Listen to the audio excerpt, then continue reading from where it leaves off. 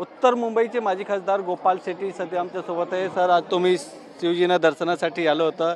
इथे काही प्रॉब्लेम होतं, लोकांनी तक्रार तुमच्याकडे केल्या आहेत. काय प्रॉब्लेम होता, काय तक्रार? नाही, इथे प्रॉब्लेम सुरुवातीलाही म्हणजे एक 40 वर्षापूर्वी होता. प्रॉब्लेम आजही आहे. 40 वर्षापूर्वी ज्यावेळी कार्यकर्ते म्हणून आम्ही लोकांनी संघर्ष करून ही जागा राष्ट्रीय स्वयंसेवक संघ, भारतीय जनता पक्ष सर्वांनी मिळून घेतला आणि त्या दिवसापासून पूजा करायला प्रारंभ केलं, तर ती परंपरा आजही आहे. मला काल दीपा पाटीलचा फोन आला. एक शिंदे नावाचा ऑफिसर आलेला. त्यांनी हे सब मंडप वगैरे जे घातले ते काढायला सांगितलं आणि मला आनंद ह्या गोष्टीचा झाला का दीपा पाटील माझ्याबरोबर अनेक वर्षापासून काम करते, मी आणि मनीषाताईंबरोबर. तर काल तिने चक्क स्पष्ट माझ्या भाषेत सांगितलं, हे आम्ही अजिबात काढणार नाही, तुम्हाला जे करायचं ते करा. आता मला हे म्हणायचं आहे की काँग्रेसचा कार्यकाळ झाला, ब्रिटिशचा कार्यकाळ झाला, मोगल साम्राज्य गेलं. आता आपला सरकार, आपल्या देशातल्या लोकांनी निवडून दिलेलं सरकार आल्यानंतरही जर हे अधिकारी वर्ग अशा प्रकारे वागत असतील तर मग आपण गप्प बसून चालणार नाही, त्याला प्रतिकार करावा लागेल. मला असं वाटतं की देशातल्या लोकांनी आता निवडून दिलेला आहे. सनातन धर्म मजबूत होत चाललेला आहे. सनातन धर्माची उंची महाराष्ट्रात देवेंद्र फडणवीसजी आणि देशामध्ये नरेंद्र मोदींनी वाढवलेलं आहे. आणि अशा वेळी आपल्या सांस्कृतिक कार्यक्रमाचं आयोजन करण्यासाठी जर अधिकारी वर्ग विरोध करत असतील तर त्याला त्यांच्या भाषेतच उत्तर दिलं पाहिजे, जे दीपा पाटीलने काल दिलं. आणि म्हणून कार्यकर्त्यांनी अशा प्रकारे संघर्ष करायला पाहिजे.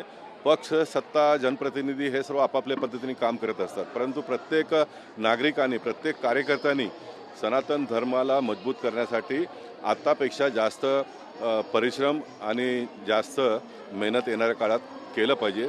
तरच आपल्या मनातली जे काय आशा आणि अपेक्षा आहे ते येणाऱ्या काळामध्ये परिपूर्ण आपण करू शकू असं मला वाटतं. पण जे अधिकारी होते त्यांच्यावर कोणाचा दबाव आहे की कशासाठी ते अडचणी? असा एक अधिकाऱ्यांची एक मानसिकता तयार झालेली आहे.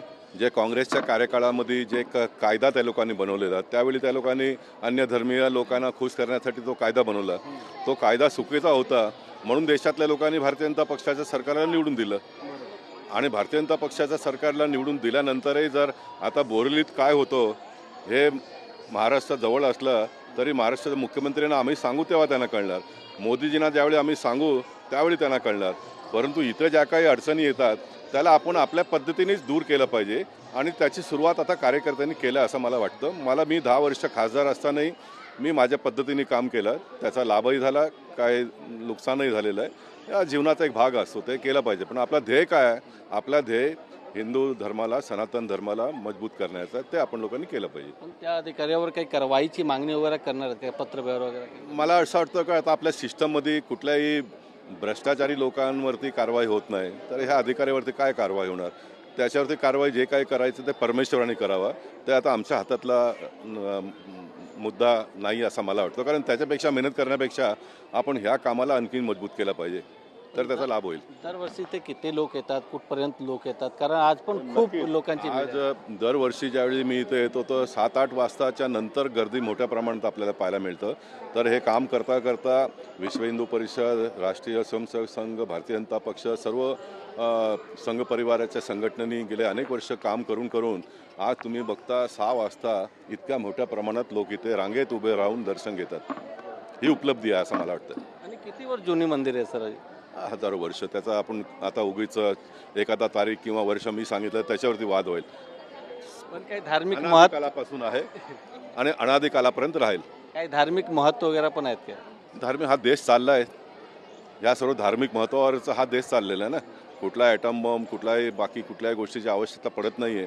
140 कोटीचा देश चाललेला आहे. 140 कोटी लोकांवरच नियंत्रण आहे असं नव्हे, तर संपूर्ण जगावरती भारत देशाचा नियंत्रण आहे. ते ह्या सर्व गोष्टीमुळेच होतोय.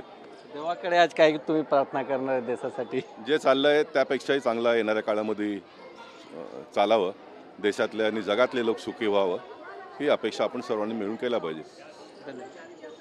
व्हिडिओ जर्नलिस्ट प्रेम मात्रेसह गोविंद ठाकूर, TV9 मराठी, मुंबई.